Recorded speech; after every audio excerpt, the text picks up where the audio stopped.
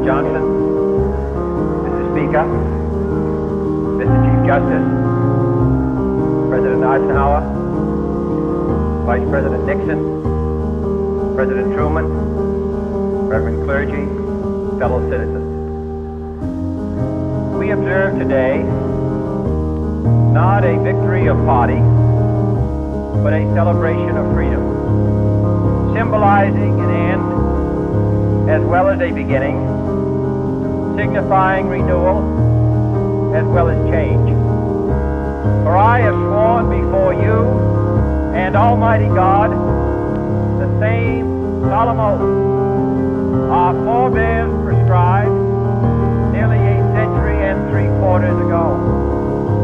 The world is very different now, for man holds in his mortal hands the power to abolish all forms of human poverty and all forms of human life. And yet the same revolutionary belief for which our forebears fought are still at issue around the globe.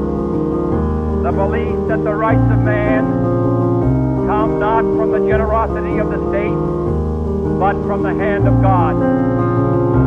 We dare not forget today that we are the heirs of that first revolution. Let the word go forth from this time and place to friend and foe alike that the torch has been passed to a new generation of Americans born in this century, tempered by war, disciplined by a hard and bitter peace, proud of our ancient heritage, and unwilling to witness or permit the slow undoing of those human rights to which this nation has always been committed and to which we are committed today at home and around the world.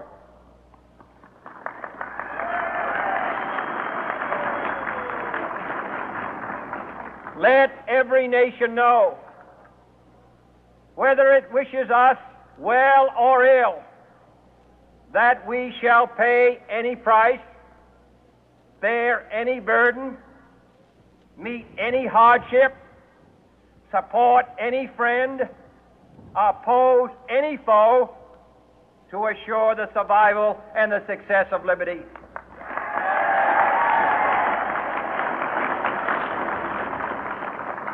This much we pledge and more.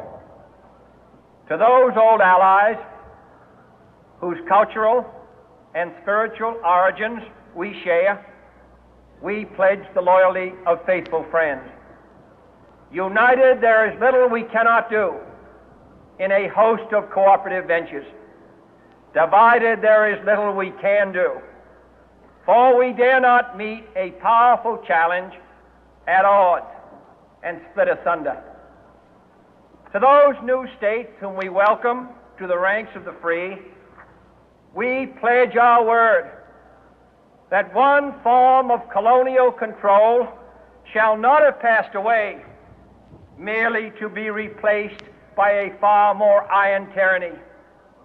We shall not always expect to find them supporting our view, but we shall always hope to find them strongly supporting their own freedom, and to remember that in the past, those who foolishly sought power by riding the back of the tiger ended up inside.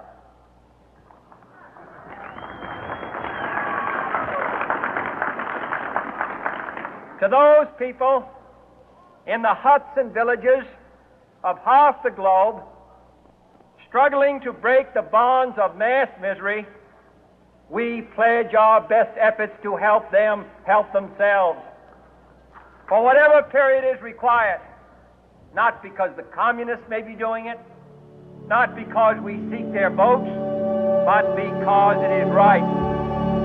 If a free society cannot help the many who are poor, it cannot save the few who are rich.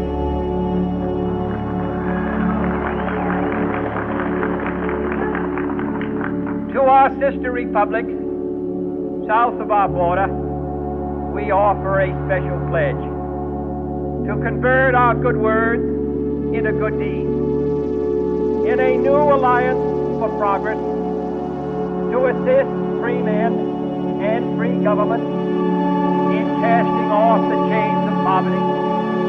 But this peaceful revolution of hope cannot become the prey of hostile powers.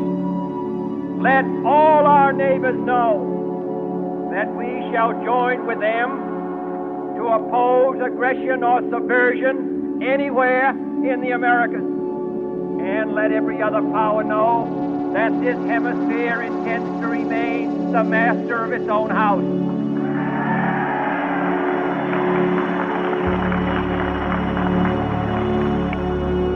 To that World Assembly of Sovereign States, the United Nations, our last best hope, in an age where the instruments of war have far outpaced the instruments of peace, we renew our pledge of support to prevent it from becoming merely a forum for invective, to strengthen its shield of the new and the weak, and to enlarge the area in which its threat may run.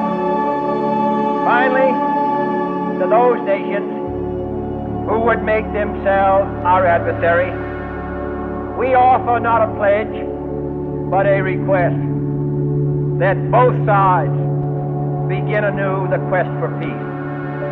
Before the dark powers of destruction, unleashed by science, engulf all humanity in planned or accidental self-destruction.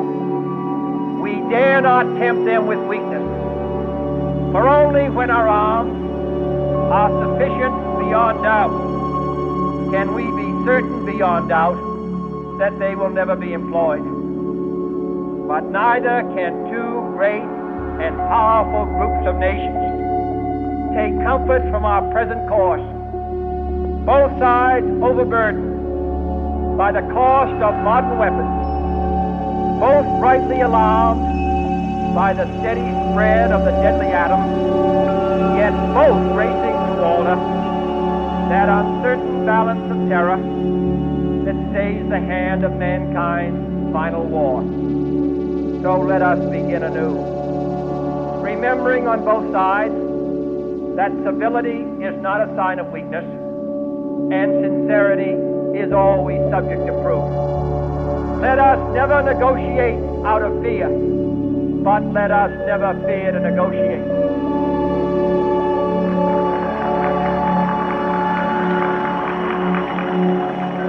Let both sides explore what problems unite us, instead of belaboring those problems which divide us. Let both sides, for the first time, formulate serious and precise proposals for the inspection and control of arms, and bring the absolute power to destroy other nations under the absolute control of all nations.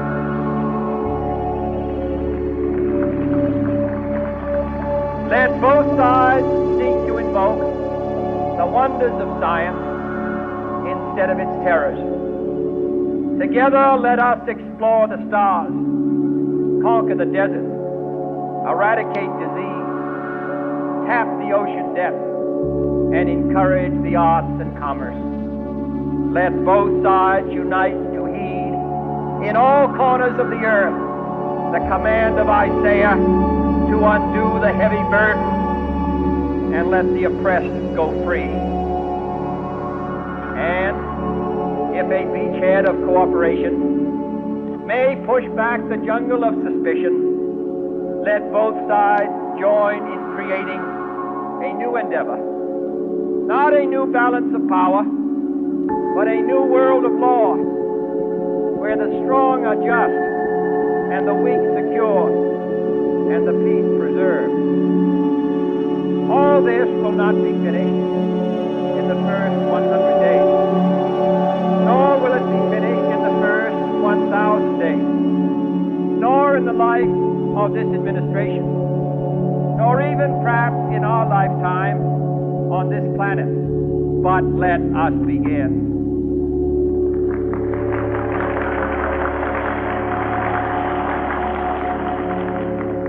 In your hands, my fellow citizens, more than mine, will rest the final success of failure of our cause.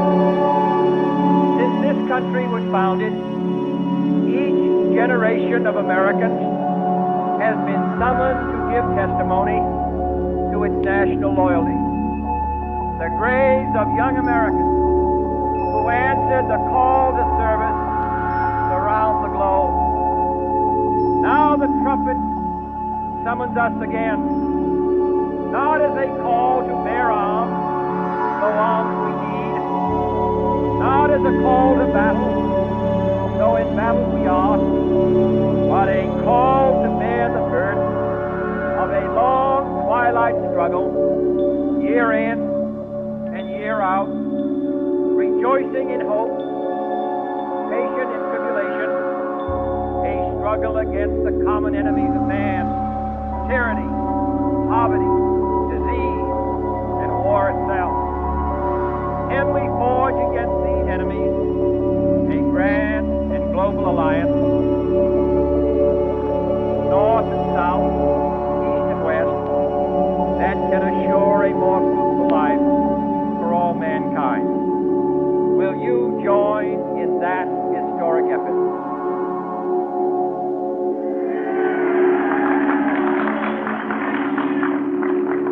In the long history of the world, only a few generations have been granted the role of defending freedom in its hour of maximum danger.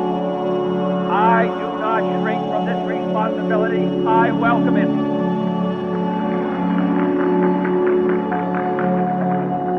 I do not believe that any of us would exchange places with any other people or any other generation.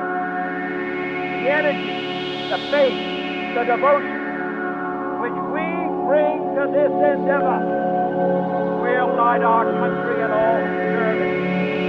And the glow from that fire can truly light the world. And so, my fellow Americans, ask not what your country can do for you. Ask what you can do for your country.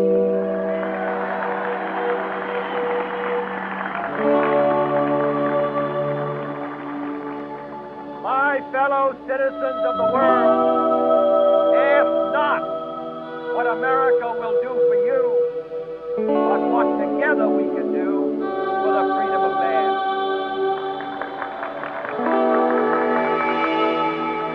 Finally, whether you are citizens of America or citizens of the world, ask of us here the same high standard of strength and sacrifice which we ask of you. With a good conscience, our only sure reward, with history the final judge of our deeds, let us go forth to lead the land we love, asking his blessing